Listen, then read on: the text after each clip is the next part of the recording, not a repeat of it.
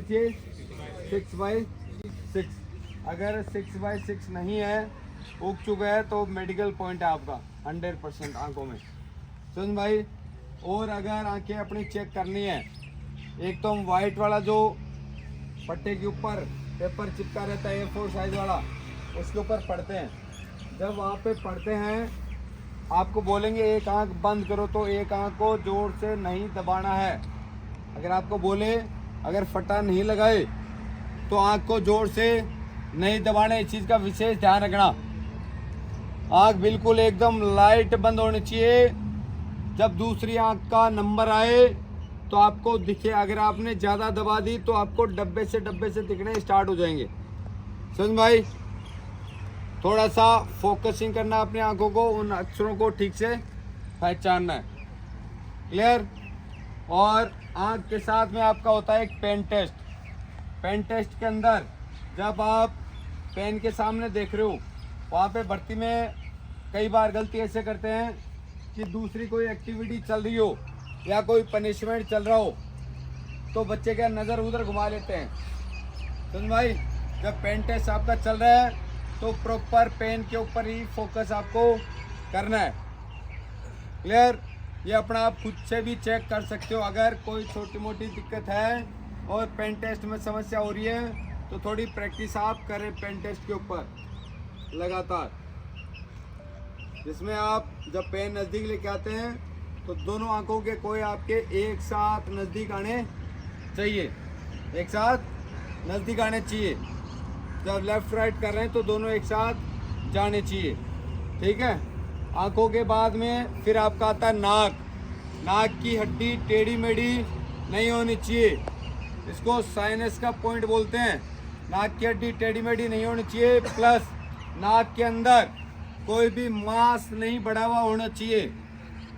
कई बार बच्चों को ऐसा होता है कि अंदर की तरफ नाक में मांस बढ़ जाता है। नाक आपका सही होना चाहिए। कई बार बच्चों के इधर से लास्ट में हड्डी टेढ़ी रहती है, नाक टेढ़ा हो जाता है। तो इन सब कंडीशन में आपको मेडिकल पॉइंट मिलने के चांसेस ज़्यादा रहते हैं।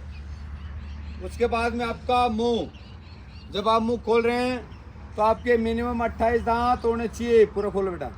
मिनिमम कितने होने चाहिए? 28 दांत होने चाहिए। ठीक है।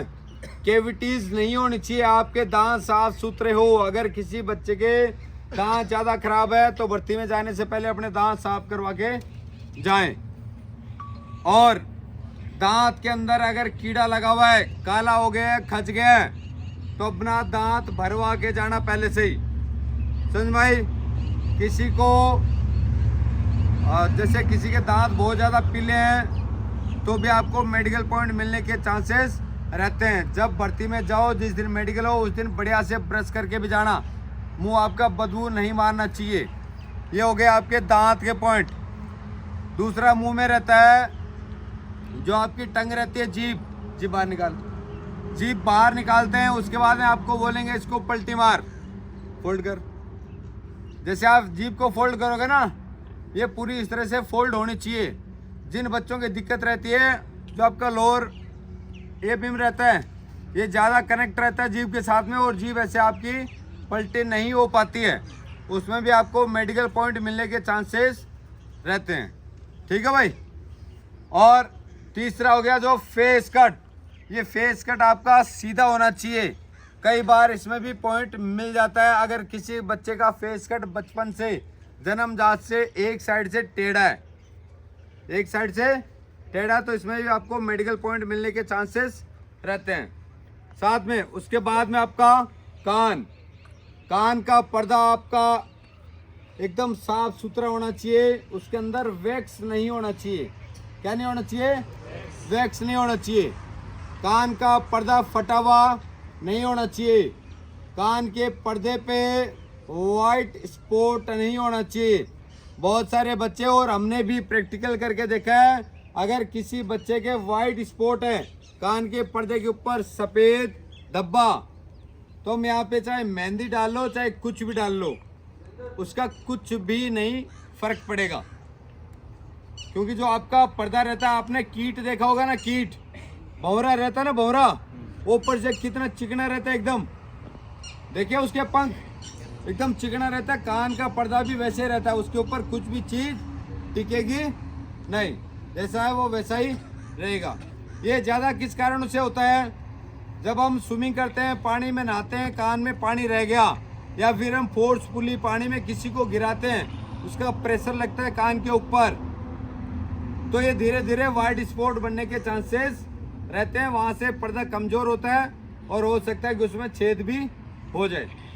ये आपका कान का पॉइंट हो गया।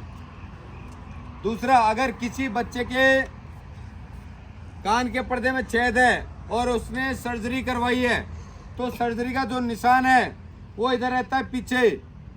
तो ऐसा ना हो कि उल्टी सीधी कहीं से भी सर्जरी आप करवाओ, कान के पीछे जो सर्जरी का निशान रहता है वैसी साफ सुथरी होनी चाहिए, ताकि नॉर्मली किसी को पता ना चले। जिस बच्चे की कान की सर्जरी है वो बिल्कुल 0 कट हेयर कट ना लेके जाएं, साइड में थोड़े थोड़े यहाँ तक बहाल होने चाहिए, ताकि डायरेक्टली पता ना चले।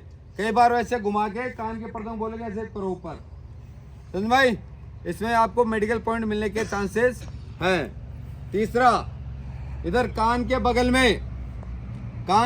में इधर एक छेद होता है, पतला सा छोटा सा, आपको लगेगा ही नहीं कि ये छेद है, नॉर्मल है। पिछली भर्ती के अंदर भी एक बच्चे को मेडिकली अनफिट किया था, उसके चक्कर में ये जो आपका कान का बीम देख रहे हो, इसके बगल में होगा यहाँ पे एक छेद। अगर वो किसी बच्चे के है तो उसको मेडिकली अनफिट कर सकते हैं, मेडिकल पॉइंट उसको मिलेगा 100%। समझ गए भाई? यहाँ तक गर्दन तक हो गया क्लियर। उसके बाद में जब आप खड़े हो, शोल्डर ड्रॉपिंग, दोनों कंधे आपके नॉर्मल अवस्था में होने चाहिए, ये आपके टेढ़े मेढ़े नहीं होने चाहिए। आपको टेढ़ा मेढ़ा खड़ा नहीं होना है। किसी की आदत बन जाती है टेढ़ा खड़े होने की, अगर आप टेढ़े मेढ़े हो तो आपको शोल्डर ड्रॉपिंग का पॉइंट मिलने के सबसे ज़्यादा चांसेस रहते हैं। दूसरा, जब आप शोल्डर टेढ़ा मेढ़ा पहले चेक कर लेना, जिस समय आपका मेडिकल हो उस समय ध्यान रखना है कि भाई मेरा यहाँ पे मेरी आदत है राइट वाला मेरा झुक रहा है, तो लेफ्ट वाले को मैं थोड़ा सा बराबर कर लूँ, इस चीज़ का विशेष ध्यान रखें।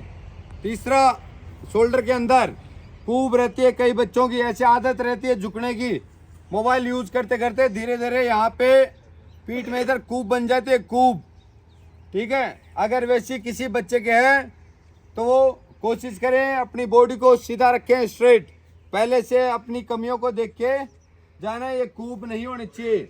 और उसके बाद में ये जो दोनों पुट्ठे रहते पीछे वाले कंधे वाले, क्या बोलते हैं इनको, क्या बोलते हैं, ये दोनों सही और बराबर होने चाहिए। ये टेढ़े मेढ़े उसी बच्चे के होंगे जिसका हाथ डिसलोकेट हो गया हो, कंधा उतरता हो किसी बच्चे का, तो उसका ये यहाँ से टेढ़ा मेढ़ा हो जाएगा। बुल्डक कहाँ है? बुल्डक के बाद है ना, इधर आ गया, अभी भी है क्या? हाँ, उस बच्चे के हुआ था, अभी डिसलोकेट हो गया, उसकी वजह से ये एक साइड का आपका ऐसे निकल जाएगा। इसमें भी आपको मेडिकल पॉइंट मिलने के चांसेस रहते हैं। और पीठ में साथ में जब आप खड़े हो नॉर्मल, तो आपकी रीढ़ की हड्डी स्ट्रेट होनी चाहिए, टेढ़ी मेढ़ी नहीं होनी चाहिए।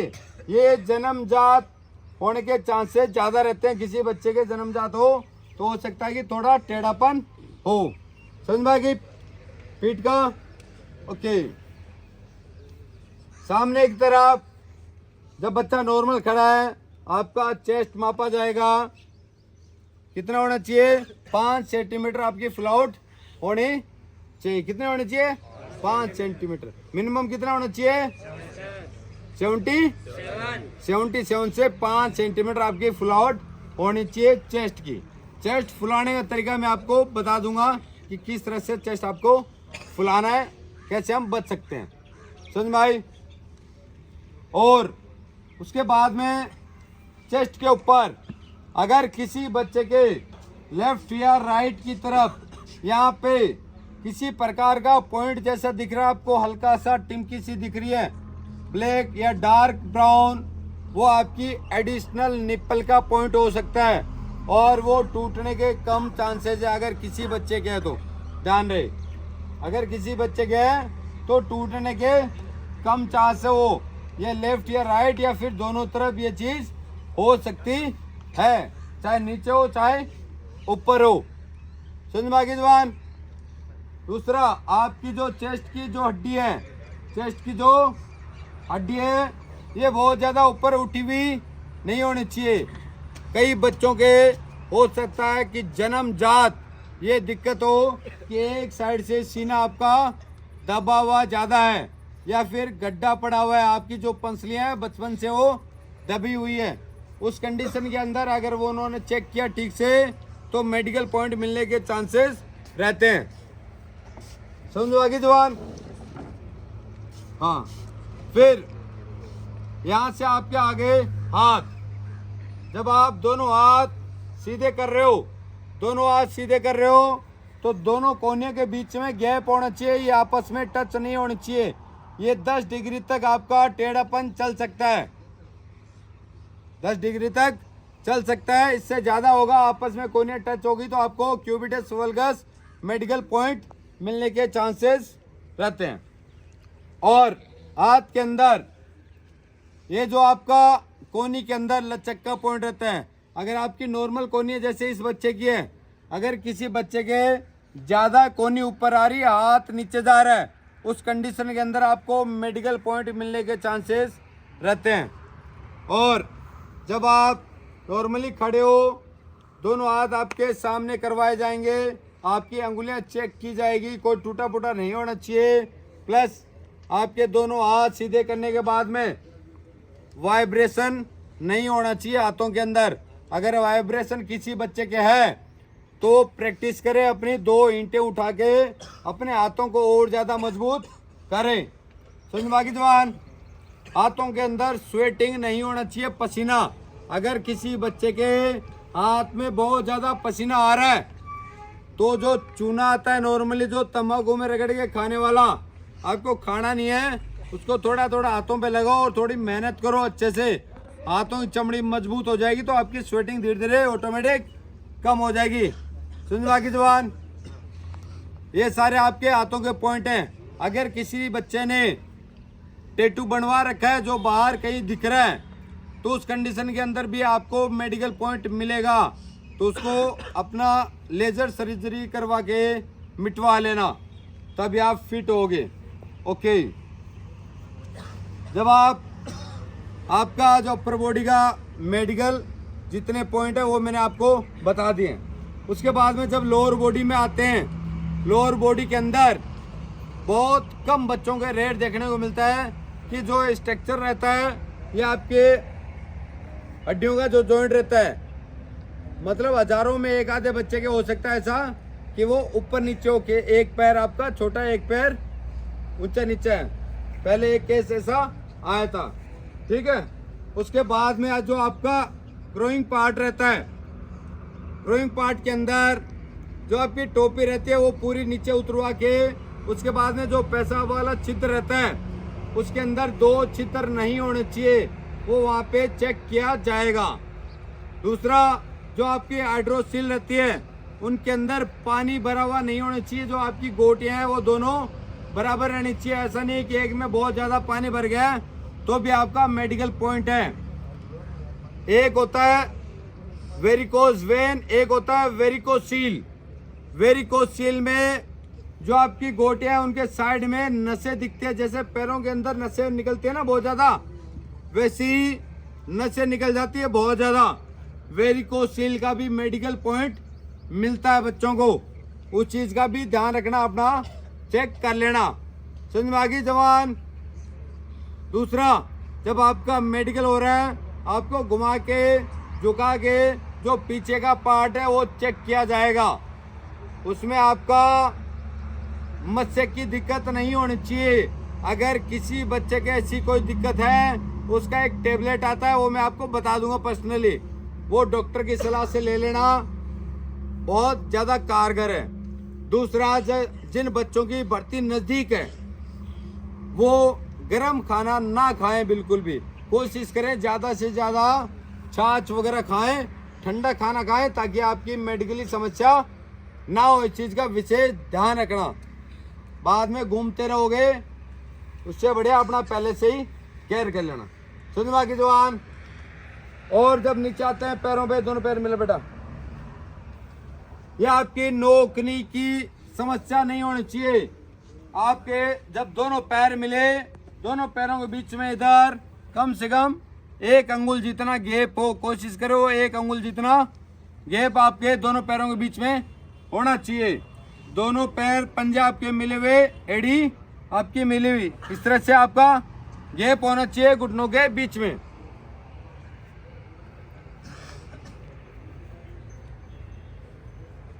एक और घुटनों में पीछे वेरिकोज वेन का पॉइंट मिलता है बच्चों को। वेरिकोज वेन के अंदर ये जो आपकी पैरों की नसें रहती है, इन नसों के अंदर पीछे फ्लाउट आ जाती है। किसी बच्चे के बहुत ज़्यादा फ्लाउट आती है, इस तरह से नसें बाहर दिखनी स्टार्ट हो जाती है। अगर कोई स्ट्रेट नस है तो फिर दिक्कत नहीं है, जैसे इस बच्चे के कोई दिक्कत नहीं है, बिल्कुल ये फिट है पीछे से, वो नसें नहीं दिखनी चाहिए। अगर किसी की दिख रही है, वेरिकोज वेन का इंजेक्शन लगता है, वो इंजेक्शन आप डॉक्टर की सलाह से चेकअप करवा के लगा सकते हो। उस इंजेक्शन में कम से कम अगर ज़्यादा इंजेक्शन लगता है या 1 या 2 लगे, ज़्यादा नसें दिख रही है, तो 1 हफ्ते तक आपके पैरों को पट्टा बांध के छोड़ेंगे। 1 हफ्ते तक आपको पट्टियाँ बांध के रखनी पड़ेगी इंजेक्शन लगाने के बाद में। तो अगर ऐसा कुछ है, ऐसा कोई मेडिकल पॉइंट मिल जाता बच्चे को, तो भर्ती के बाद में आपको ज़्यादा टाइम नहीं मिलेगा। अगर दौड़ आपकी अच्छी है तो पहले इंजेक्शन लगवा लो, ताकि 2-4-5 दिन बाद में बचे तो आप अपनी दौड़ को वापस ट्यून अप कर सको। समझ बाकी जवान। और आपका फ्लैट फुट नहीं होना चाहिए। क्या नहीं होना चाहिए? फ्लैट फुट नहीं होना चाहिए। बेटा पैर उठा, ये आपका फ्लैट फुट नहीं होना चाहिए। बीच में ये जो पार्ट है ये आपका कर्विंग होना चाहिए, पूरा फ्लैट जमीन के ऊपर नहीं टच होना चाहिए। अगर पूरा फ्लैट टच हो रहा है तो भी आपको मेडिकल पॉइंट मिलने के चांसेस रहते हैं। इससे बचने के लिए अपने पैरों को, पतलियों को बिल्कुल साफ करके जाना। बिल्कुल एकदम कैट वॉक की तरह चलोगे तो धीरे धीरे आपकी पैर के नीचे शेप बन जाएगा सी टाइप का। और दूसरा, नॉर्मली आपके बॉडी पार्ट के अंदर किसी प्रकार की विकृति नहीं होनी चाहिए। मतलब 5 उंगलियां तो 5 होनी चाहिए अंगूठों को मिला के। ऐसा नहीं हो कि किसी बच्चे के 6, तो उसमें मेडिकल पॉइंट मिलने के चांसेस रहते हैं। एक आधा केस ऐसा आता है जिसमें आपकी दोनों उंगलियां वो पैरों वाली चिपकी हुई है। पहले भी एक बच्चा ऐसा आया था जिसकी दोनों पैरों उंगलियां चिपकी हुई थी आपस में। उसने सर्जरी करवाई, उनको अलग करवाया, लेकिन वापस से वो दोनों चिपक गई धीरे धीरे। उस कंडीशन में आपको मेडिकल पॉइंट मिलने के चांसेस रहते हैं। समझ भाई जवान, ये आपके विजुअली सारे मेडिकल पॉइंट है। अब एक और है घुटने का लचक वाला पॉइंट, वो मैं आपको बता देता हूँ। बेटा लेट जाए इधर।